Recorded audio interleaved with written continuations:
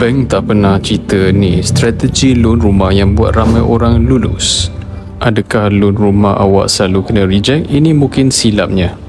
Kalau awak pernah lalui situasi loan rumah kena reject selalu, gaji okey tapi bank cakap tak layak dan mungkin tak faham kenapa kawan gaji rendah tu boleh beli rumah dulu. Hari ni Danny nak kongsikan satu buku yang bank tak akan ajar, tapi orang faham isi buku ni, loan dia akan lebih senang lulus. Danny sebagai ejen hartanah pun seorang pembeli juga. Saya jumpa ramai pembeli lain yang semangat nak beli rumah tapi sangkut dekat bahagian loan. Dan masalahnya bukan sebab rumah mahal, tetapi sebab tak faham cara nak tahu bank tu menilai peminjam.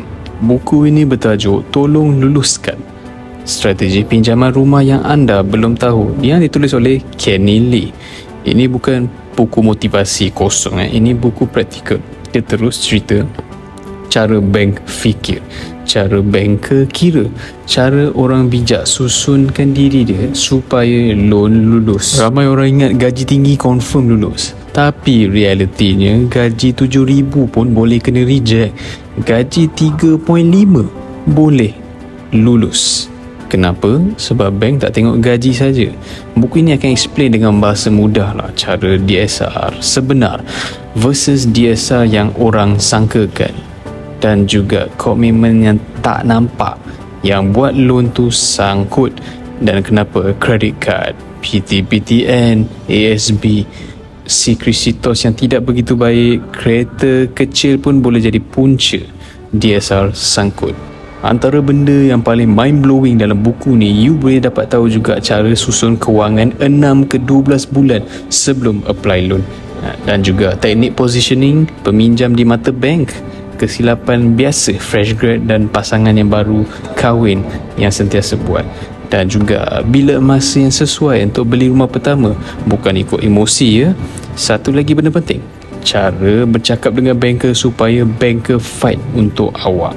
Inilah benda yang banker jarang cerita. Ejen tak sempat nak explain atau buat lupa nak explain, tapi sangat kritikal. So siapa yang wajib beli buku ini? Number 1, first time home buyer. Yang kedua, fresh grad yang target beli rumah dalam 1 ke 3 tahun lagi. Also executive yang selalu pelik kenapa loan susah nak lulus.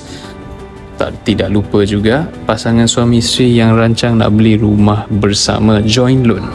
Kalau awak rasa nanti gaji barulah nak beli rumah tu, buku ini akan ubahkan cara fikiran anda. Tapi ramai orang masih buat silap. Mereka belajar selepas loan kena reject. Tapi orang yang bijak, orang yang prepared, mereka belajar dulu sebelum apply loan. Silap strategi loan hari ini yang boleh buat anda tunda beli rumah 3 ke 5 tahun kemudian, atau bayar installment lebih mahal berpuluh tahun, bazir banyak duit di situ. Senang je, Danny letakkan link buku ini di description. Harga buku ini lebih murah daripada 1 kali consultation face to face dengan mana-mana ejen yang lain yang mungkin tak ambil serius atau hanya kejar commission. Tapi dengan ilmu Kenny Lee ni, dia boleh bantu awak lulus loan bernilai ratusan ribu ringgit. Kalau awak serius nak beli rumah, ini adalah antara pelaburan yang kecil tetapi paling berbaloi. Guys, kalau video ni membantu awak semua, tekan like, share kepada kawan-kawan, family member yang nak beli rumah pertama tetapi tak tahu siapa yang nak refer, yang tengah cari reference yang trustworthy, yang reliable, dan subscribe untuk banyak lagi tips hartanah dan loan bank.